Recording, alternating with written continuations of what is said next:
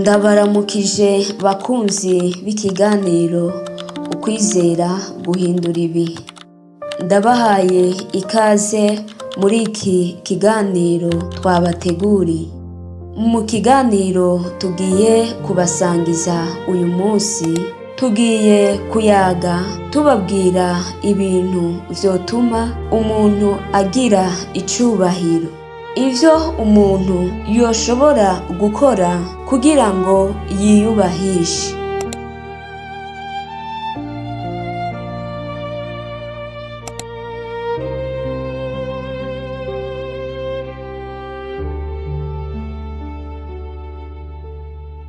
Muri ubu buzima bwacu ubwo mwisi, tubayeho twumva tugomba kuba twemewe, twubashwe mu kibano cacu.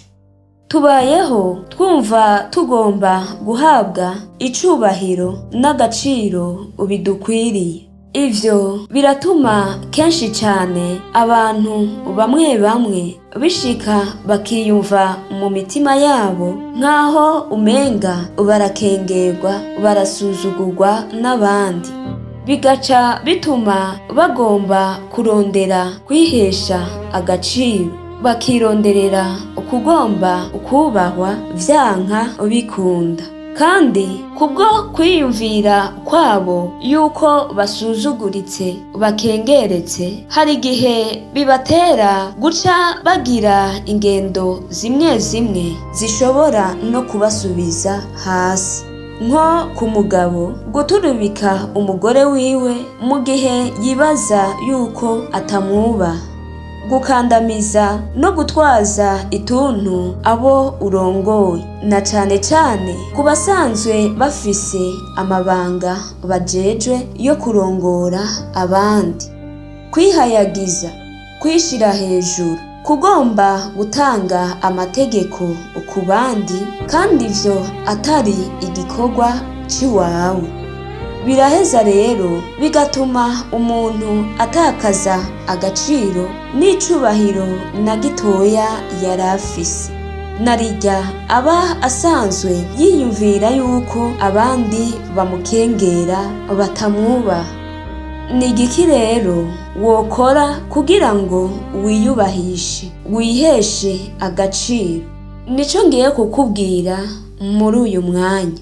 Ngiye kukubwira ibintu bigera kuri 4 woshobora gukora ukaronka ico cubahiro, ukaronka ako gaciro mu kibano cawe.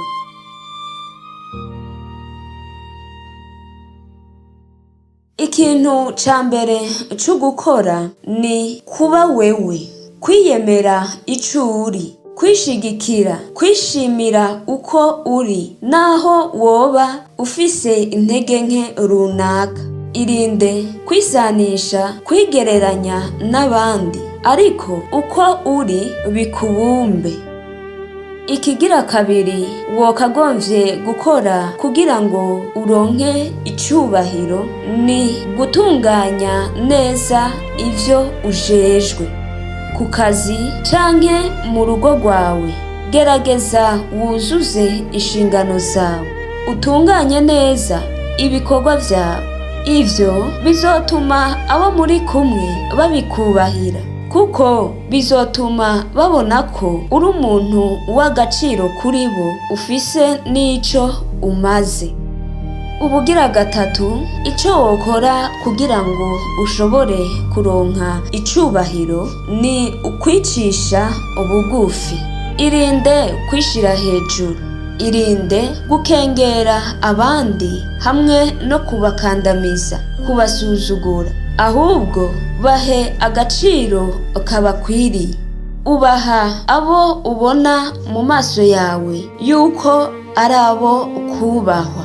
Ubaha na babandi ubona yuko ari bato cane kuri wewe, bamwe ubona yuko bari musi yawe. Ububahire ico bari, ku rugezo rwabo bagerako, nabo bazokubahira ico. Ikigira kane wokora kugira ngo ushobore kuronka icubahiro ni ukwubaha Imana.